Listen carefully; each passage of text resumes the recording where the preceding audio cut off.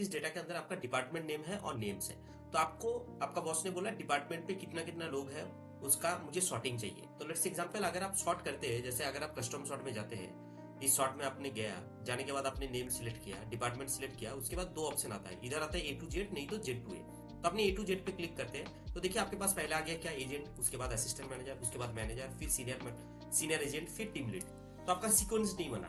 तो आपको जैसे सीक्वेंस वाइज बनाना है, जैसे फॉर एन एग्जांपल आपको पहले एजेंट चाहिए, उसके बाद सीनियर एजेंट चाहिए, फिर असिस्टेंट मैनेजर, फिर मैनेजर, फिर टीम लीड, इस तरीके से चाहिए। जैसे आपको टीम लीडर को पहले चाहिए असिस्टेंट मैनेजर का, तो आपको इस हायरार्की से बनाना है, सॉर्टिंग करना है। तो आप कैसे करें, चलिए देखते हैं। तो सिंपल तरीका है, आपको कुछ नहीं करना है, आपको डेटा को सिलेक्ट करना है, होम के अंदर आपका सॉर्ट एंड फिल्टर जाएगा, उसके अंदर आपको कस्टम सॉर्ट आएगा, कस्टम सॉर्ट में क्लिक करना है, आपको चूज करना है डिपार्टमेंट। उसके बाद आपके पास एक ऑप्शन आएगा सेल वैल्यू, ये सेल वैल्यू रहेगा, नीचे ऑप्शन आएगा, फिर आपको क्लिक करना पड़ेगा कस्टम लिस्ट।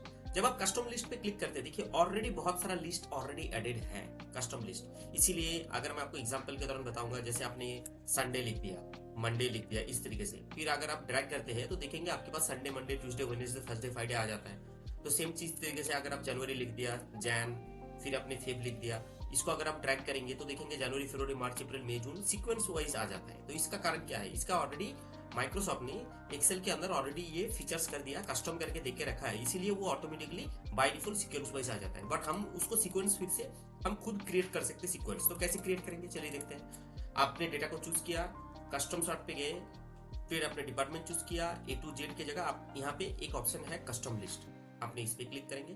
क्लिक करने के बाद आपके पास एक ऑप्शन आता है, ऑलरेडी कस्टम लिस्ट बना हुआ है, जैसे संडे, मंडे देख रहे हैं आप, कस्टम लिस्ट बना हुआ है बैक टू बैक। तो जिस तरीके से बना हुआ है, इसलिए मेरे मैथ हम लोग जब ड्रैग करते हैं एक्सेल में कोई भी डेटा को, एक डे लिखने के बाद बाकी सारा डे सीक्वेंस वाइज आ जाता है। इसका कारण यही है। और एग्जाम्पल आपको क्या करना है, मैंने जैसे यहाँ पे करके रखा था कस्टम का, तो मैंने इसको डिलीट कर दिया। तो दिखाता हूँ आपको, फिर क्या करना है, ऐड में जाना है, ऐड में क्लिक करने के बाद आपको सीक्वेंस वाइज लिखना है। तो सीक्वेंस में क्या चाहिए, पहले आपको एजेंट चाहिए, फिर आपको सीक्वेंस में क्या चाहिए, सीनियर एजेंट चाहिए, और मेक श्योर आपका यहाँ पे जो नेम है वो नेम स्पेलिंग मिस्टेक नहीं होना चाहिए। फिर सीनियर एजेंट हो गया, फिर मुझे क्या चाहिए, फिर मुझे चाहिए टीम लीड हो गया, फिर मुझे क्या चाहिए, असिस्टेंट मैनेजर,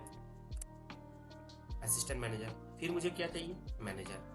तो देखेंगे आप सीक्वेंस वाइज कर दिया, फिर मैंने ऐड पे क्लिक कर दिया, तो ये कस्टम लिस्ट पे ऐड हो गया। फिर ओके में क्लिक किया, फिर ओके कर दिया, देखिए आपके पास आ गया डिपार्टमेंट वाइज। पहले आ गया एजेंट, फिर आ गया सीनियर एजेंट, फिर आ गया टीम लीड, फिर आ गया असिस्टेंट मैनेजर, फिर आ गया मैनेजर। ये आपका डेली वर्क में बहुत काम आ सकता है अगर आप इस तरह का सीक्वेंस वाइज सॉर्टिंग करना चाहते हैं। Thank you very much.